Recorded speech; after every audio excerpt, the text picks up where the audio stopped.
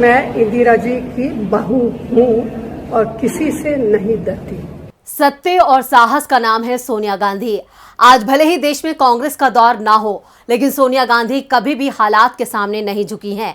आज भी सोनिया गांधी बुरे से बुरे हालात का सामना करने के लिए तैयार नजर आती हैं और इसी जज्बे के साथ सोनिया गांधी ने ईडी का सामना भी किया। सोशल मीडिया पर भी #सोनिया गांधी ट्रेंड कर रहा है। उनके समर्थक लगातार उनका हौसला बढ़ा रहे हैं। क्या एक बार फिर देश में मजबूत होगी कांग्रेस? सोनिया गांधी से ईडी की पूछताछ, बीजेपी परेशान।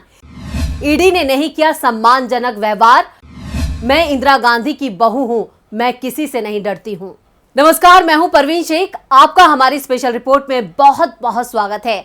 आज की इस रिपोर्ट में चर्चा करेंगे सोनिया गांधी की और उनके बयान की। क्या वाकई देश में एक बार फिर कांग्रेस मजबूती के साथ वापसी करेगी? तो देखते रहिए मैं इंदिरा गांधी की बहू हूं। National Herald money laundering case में कांग्रेस अध्यक्ष सोनिया गांधी से ईडी ने पूछताछ की है। अब ईडी ने उन्हें 25 जुलाई को फिर से समन किया है। सोनिया गांधी से पहले ईडी राहुल गांधी से भी 50 घंटे से ज्यादा वक्त तक पूछताछ कर चुकी है, लेकिन अब तक ईडी के हाथ पूरी तरह से खाली हैं। ईडी अब तक नेशनल हेराल्ड मामले में कुछ भी साबित नहीं कर पाई है। वहीं ईडी के सामने सोनिया गांधी की पेशी को लेकर देश भर में कांग्रेस का विरोध प्रदर्शन हुआ। इस बीच तमिलनाडु कांग्रेस ने सोनिया गांधी के एक पुराने बयान को ट्वीट किया है, जिसमें सोनिया गांधी ये कहते हुए नजर आ रही हैं कि मैं इंदिरा गांधी की बहू हूं। रिपोर्ट में आगे बढ़ने से पहले एक बार फिर आपको वो बयान दिखाते हैं जो सोशल मीडिया पर वायरल हो रहा है। मैं इंदिरा जी की बहू हूँ और किसी से नहीं डरती।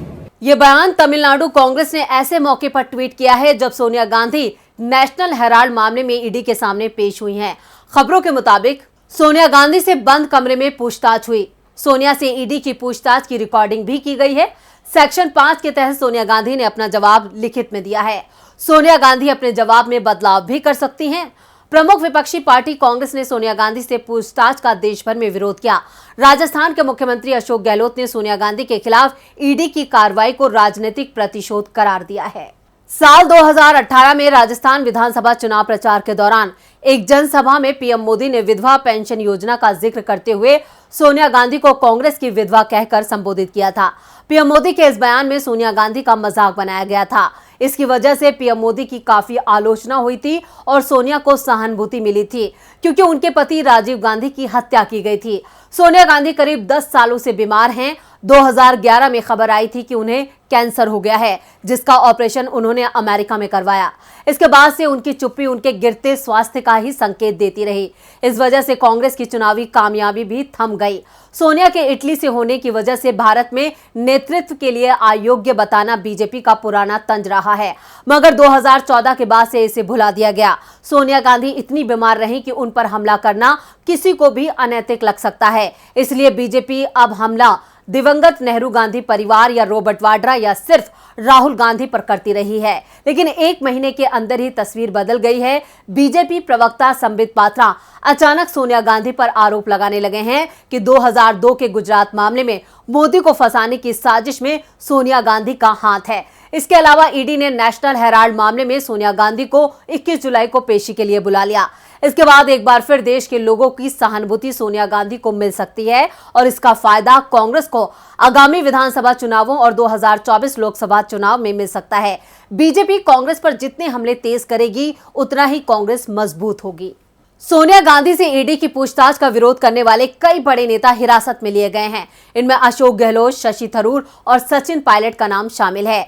दिल्ली में कांग्रेस कार्यकर्ताओं पर वाटर कैनन का इस्तेमाल किया गया। कई जगहों पर पुलिस और कांग्रेस कार्यकर्ताओं के बीच झड़प की तस्वीरें भी सामने आ रही हैं। कांग्रेस महासचिव जयराम रमेश ने ट्वीट करके मोदी सरकार पर निशाना साधा। जयराम रमेश ने लिखा कि आज सुबह से दिल्ली पुलिस यकीनन केंद्रीय गृह मंत्री के आदेश से मीडिया को कांग्रेस पार्टी के मुख्यालय में प्रवेश नहीं करने दे रही है। इसी ज्यादती की उम्मीद की जा सकती थी और ये मोदी सरकार की मानसिकता दिखाती है। सोनिया गांधी ने जिस हिम्मत के साथ ईडी का सामना किया, उसके बाद कांग्रेस के हर कार्यकर्ता में नई जान आ गई है और इसका नजारा दिल्ली से लेकर कन्याकुमारी तक देखने को मिल रहा है। देश के कई राज्यों में पीएम मोदी के खिलाफ हल्ला बोल दिया गया है। कांग्रेस नेता मल्लिकार्जुन खड़गे ने कहा कि 65 साल से ऊपर के जितने भी वरिष्ठ नागरिक होते हैं उनके घर पर जाकर पूछताछ करते हैं, लेकिन यहाँ पर तो सब चीजें वो तोड़ रहे हैं। वे दिखाना चाहते हैं कि वे कितने पावरफुल हैं। हम हर मुद्दा उठाएंगे। जब हमने महंगाई का मुद्दा उठाया तो उसके लिए भी मोदी सरकार चर्चा के लिए तैयार नहीं है। ईडी सीबीआई का गलत इस्तेमाल किया जा रहा है, उसके लिए भी वे तैयार नहीं हैं।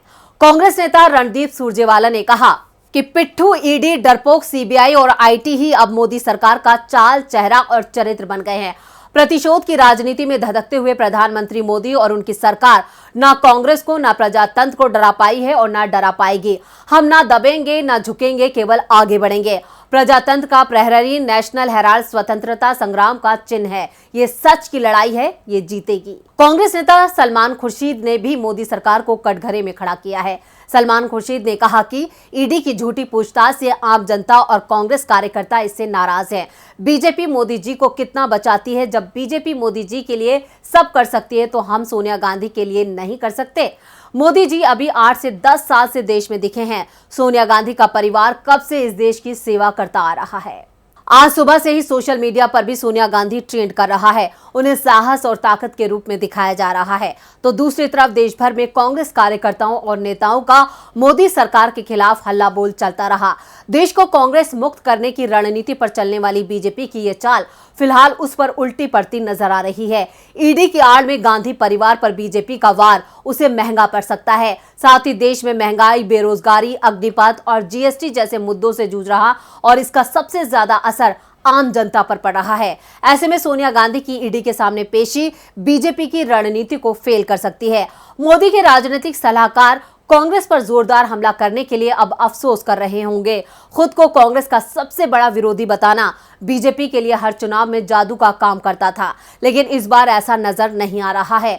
बीजेपी के हमलों ने राहुल गांधी को मजबूत नेता बना दिया है। राहुल गांधी लगातार जनता से जुड़े मुद्दे उठाकर पीएम मोदी पर हमला बोलते रहे हैं। इस साल जम्मू कश्मीर, गुजरात और हिमाचल प्रदेश में विधानसभा चुनाव हैं। फिलहाल जम्मू कश्मीर को छोड़कर 2 राज्यों में बीजेपी की सरकार है।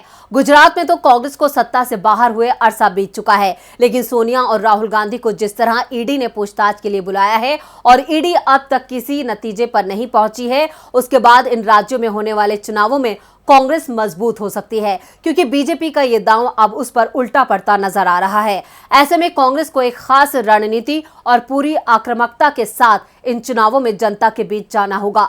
अगर कांग्रेस इसी तरह सड़कों पर मोदी सरकार का विरोध करती है तो हिमाचल और गुजरात में कांग्रेस को जीतने से कोई नहीं रोक पाएगा। तो ये थी हमारी स्पेशल रिपोर्ट। आपको हमारा ये वीडियो कैसा लगा, नीचे कमेंट बॉक्स में अपनी राय जरूर दें और इस वीडियो को ज्यादा से ज्यादा लाइक करें और शेयर करें। देखते रहिए डीबी लाइव। नमस्कार। हमारे चैनल से जुड़े रहने के लिए YouTube पर टाइप करें DB लाइव, सब्सक्राइब बटन को क्लिक करें और बेल आइकन को दबाना न भूलें ताकि खबरें आप तक पहुंचती रहें।